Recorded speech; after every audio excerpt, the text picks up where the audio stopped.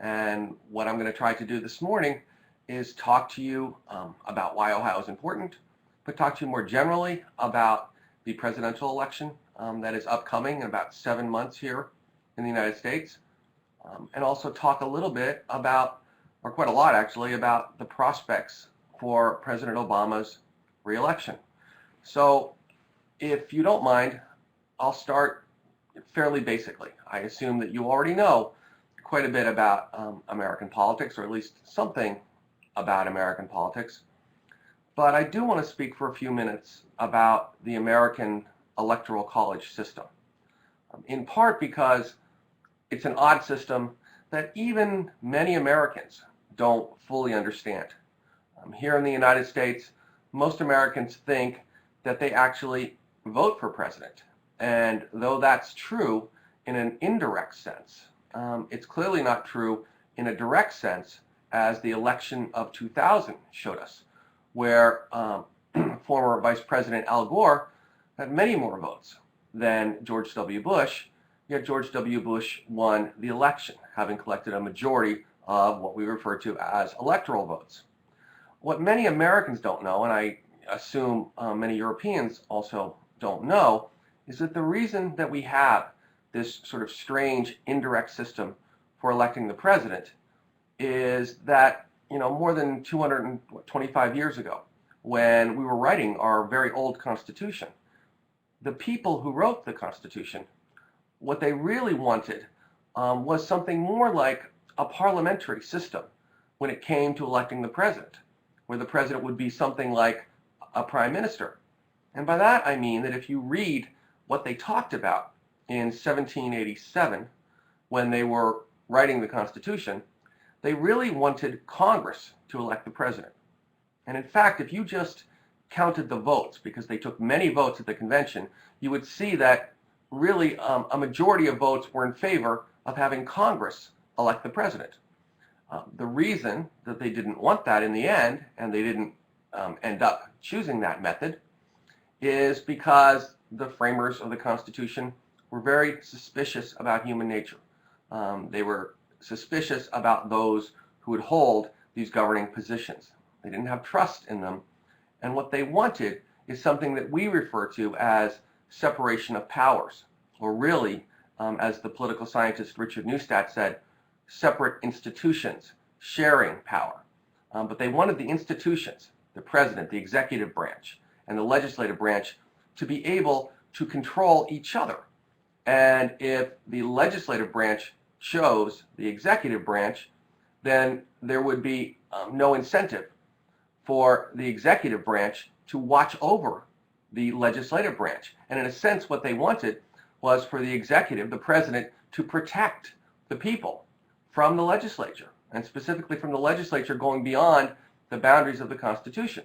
So if they were going to have that, they couldn't have the president be selected by the legislature or by the Congress. So what the Electoral College, what we call the Electoral College system, is sort of a temporary Congress. If you wanted to know how many electors we had in the United States, all you would have to do is look at how many people we have in Congress, in the House of Representatives and the Senate, and add to that 3 more people for the District of Columbia, that special federal district that's not actually a state. So we have 435 people in the House of Representatives. We have 100 senators. 435 plus 100 is 535, and 3 votes for the District of Columbia. That gets us to 538. Half of that is 270. And you need 270 electoral votes to be elected president. So this election that we will have in November of 2012 is all about getting to that magic number of 270. And we hold 51 separate elections in each one of our states and in the District of Columbia. So to really analyze American elections, you have to look on a state-by-state basis.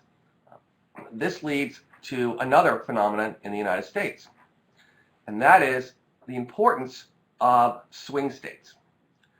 Even before we hold our election in November of 2012, we know how many states are going to vote. And keep in mind, in all but 2 states, we have what are called winner-take-all systems, where if you get one more vote than the other candidate, the candidate who gets one more vote than the other wins all of the electoral votes from that state. So we know, for example, that President Obama is going to win California. So even before we hold the election, we pretty much are certain that he will get the 55 votes from California.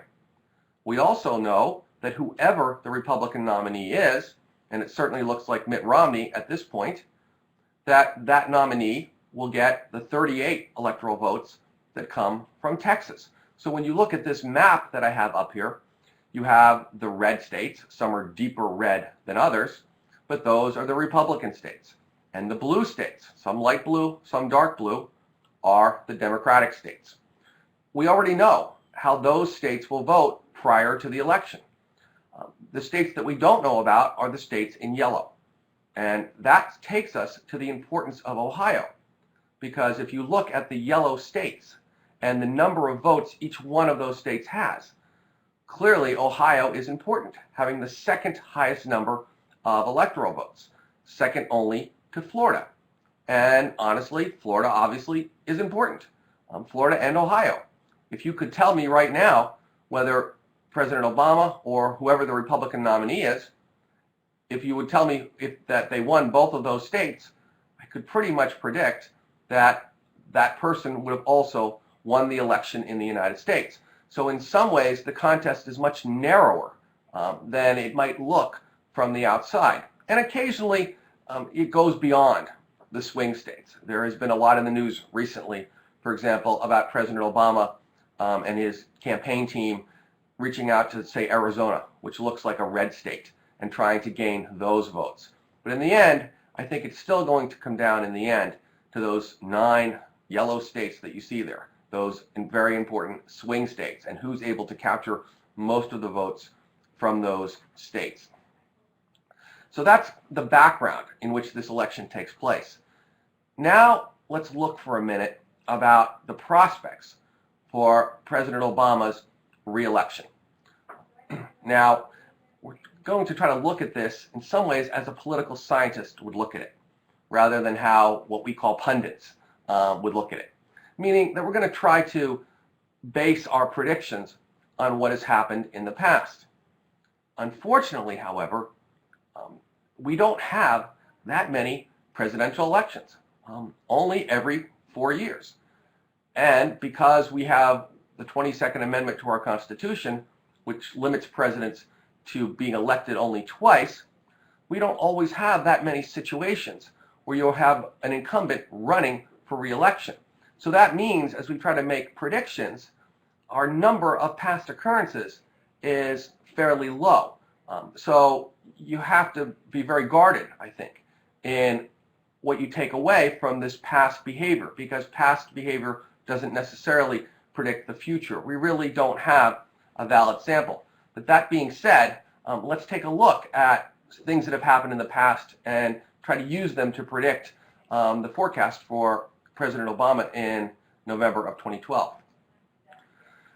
Since World War II, we have only had 16 elections. And we have only had 10 of those in which we had an incumbent. And an incumbent is somebody who's already in the office and is seeking to be re-elected to that office. So only 10 occurrences since World War II. And World War II is kind of a cutoff point when we're looking at the presidency, I think, because elections before World War II, or at least before Franklin Roosevelt was president, took place in a very different context. And the modern presidency really begins with Franklin Roosevelt, the modern media. So it makes sense to start at the end of World War II, and even to eliminate Roosevelt, because he was reelected 4 times, and that's not possible anymore because of our laws. So since World War II, since Harry Truman was president, we have only had 10 incumbents seeking re-election. They were very successful. Right? 7 of those 10 were re-elected to office. It was 70% success rate. So if you knew nothing else, you would probably, if you were betting on this election, you would probably put your money on President Obama, because most of the time incumbents get re-elected. Now, of those 10 incumbents, only 7 were perhaps true incumbents. And by that I mean they had been elected once and they were standing for re-election. Because some of those, for example, President Lyndon Johnson, he takes office as president after President Kennedy is assassinated. Right? So he wasn't elected once when he ran for election in 1964. We treat him as an incumbent because he was already in the office, but Lyndon Johnson actually only won a single election, one election in 1964. And the case is the same, for example, with Harry Truman, of course, who hadn't won the election in 1944. That had been Franklin Roosevelt, who passed away. So he won a single election in 1948. And then more recently, we had President Gerald Ford, who had succeeded President Nixon when President Nixon resigned in the 1970s. And Ford not only hadn't been elected president, he hadn't even been elected vice president. He got there when the former vice president, Spiro T. Agnew, had resigned, and Gerald Ford is chosen essentially by Congress to be vice president, then succeeds to the president, and loses his only attempt at re-election to Jimmy Carter in 1976. But again, if you look at the 7 who had already been elected and were seeking re-election, again you see a 71% rate. So it seems that we re-elect incumbents about 70% of the time. Since the Civil War, it's been 73%. Another factor we might look at in looking at the election of 2012 are the problems that were faced by the Republican Party as they try to choose their opponent for President Obama. One of the things that political scientists have noticed in the past is that when a political party seems to have a divided or a hard-fought primary, that might hurt the political party. And certainly the Republicans have been fighting it out for the past few months for the nomination. This chart here, each one of the colored lines represents a different candidate and their popularity, a different Republican candidate. So you see how the race has gone up and down with different candidates taking the lead and then falling away. At this point, though, it looks like Mitt Romney has finally sort of closed the nomination, although he really doesn't have the number of delegates that he needs, because what we do in these political primaries is we're choosing people called delegates who are going to go to the National Party Convention, and they will vote for who their candidate will be. So each candidate is trying to collect these delegates. One of the problems for the Republicans this year is that they adopted a system that is very similar to one used by the Democratic Party. And that is, they decided to go with a proportional system in all the primaries that occurred before April. And that made it hard for any one candidate to accumulate the necessary number of delegates. In the past, Republicans at least, had winner-take-all primaries, meaning that if you got more votes than anybody else in that state, you won all the delegates from that state. So it was much easier to accumulate the majority of delegates that you needed. This year, the Republicans will send 2,286 delegates to Tampa, Florida in August to the Republican National Convention. Anyone who wants to be nominated as the Republican presidential candidate has to gain 1,144 delegates. And they have to do it, again, state by state. When you're assigning votes proportionally, it makes it very difficult to get to the majority. The slide that we have up here are the rules for the state of Ohio for the Republican Party. Now, each state has its own rules and its own way of trying to abide by what the National Party has said, which is you have to allocate some of your delegates at least proportionally.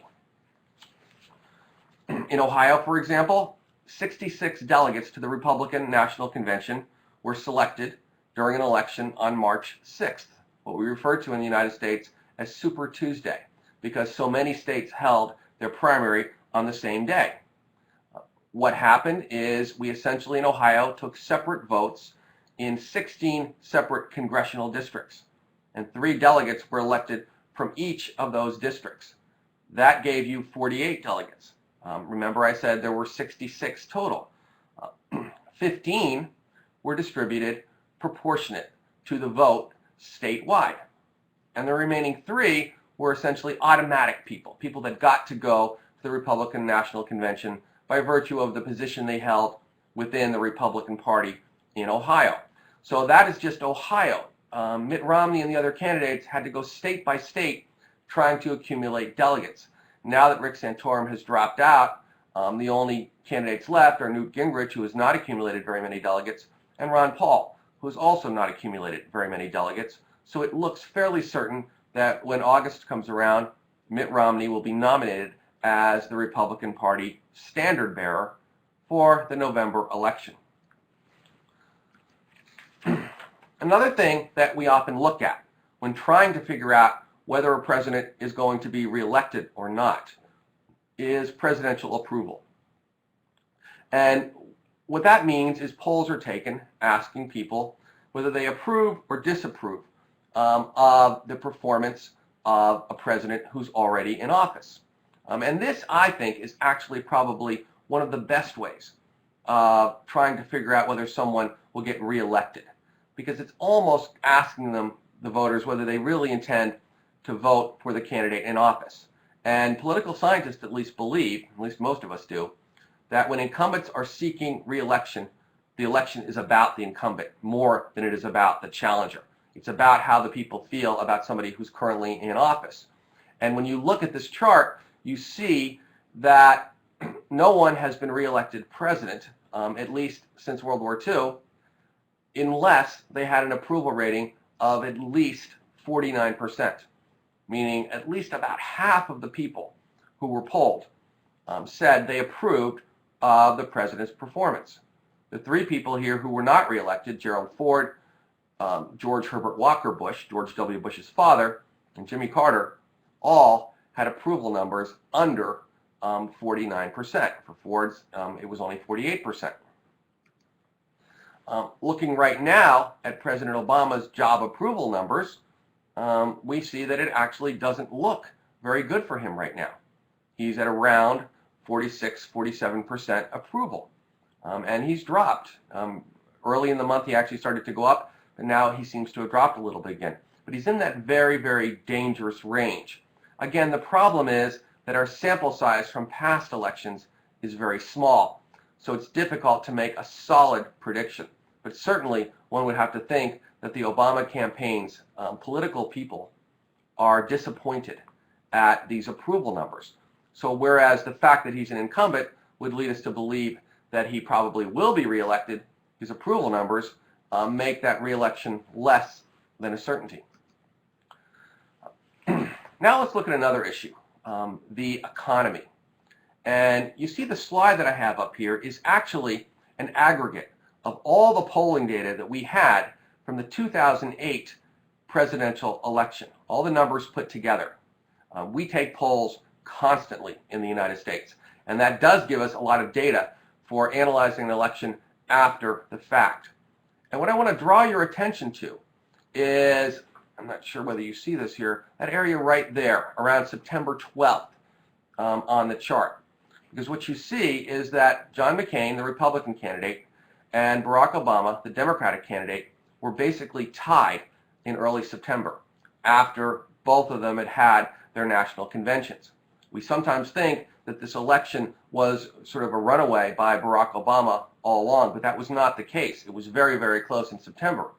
But what happened on September 15th is the large financial firm, Lehman Brothers, declared bankruptcy, filed for bankruptcy, the largest bankruptcy we'd ever had in the United States. And this was all part of the real estate bubble that burst in the United States and the recession that we entered in, when the economy really turned south, or the economy became very bad in the United States. And you see the effect that had on the election. Voters in the United States blamed the Republicans, blamed George W. Bush for the bad economy, and they took out their anger on the Republican candidate, John McCain. And you clearly saw the split after September, after mid-September, as the economy started to fade. President Obama's numbers started to rise, and he won a fairly comfortable election. Although the margins were not landslide proportions, meaning it wasn't a win like President Reagan had, for example, in 1984. where he really crushed his opponent.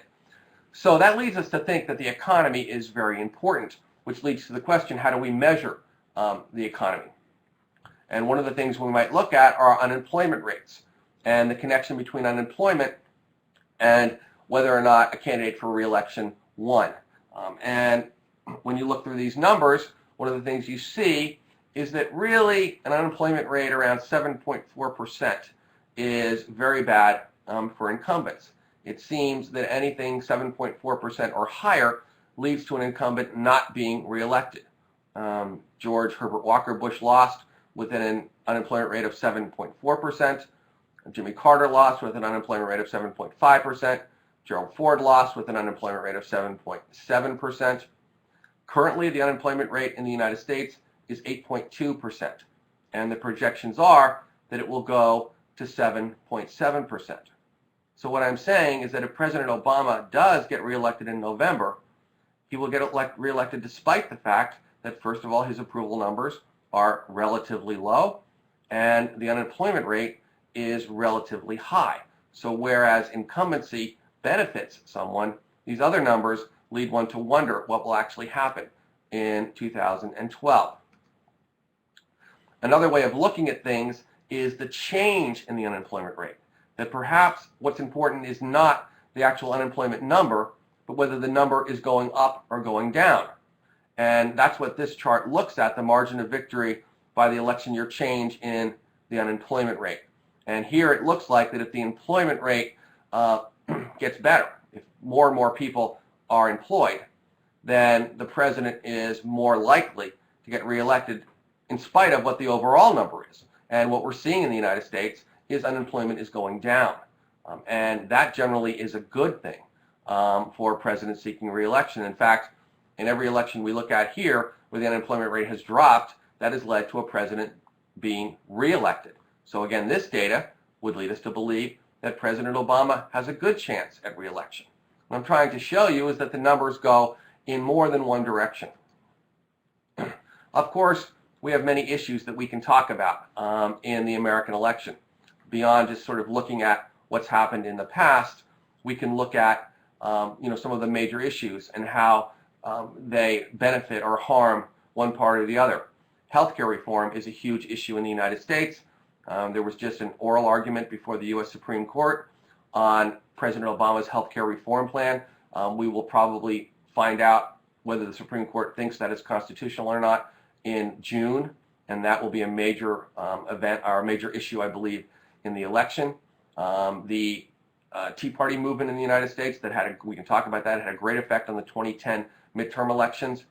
Mitt Romney will be an issue in the election, although his background, his financial background, whether or not he even is going to be the nominee, although it looks like he is going to be the nominee.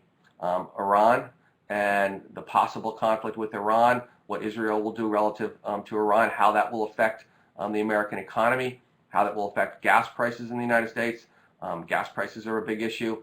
And also we have something called super PACs that we can talk about, which are a new phenomenon in the United States, where basically corporations and labor unions are able to form these political action committees and basically spend as much money as they want on elections. And this will be the first presidential election that we've had under super PACs. So we can talk about all those things. That's my presentation for you this morning, and I'd be happy to try to answer any of your questions. Thank you.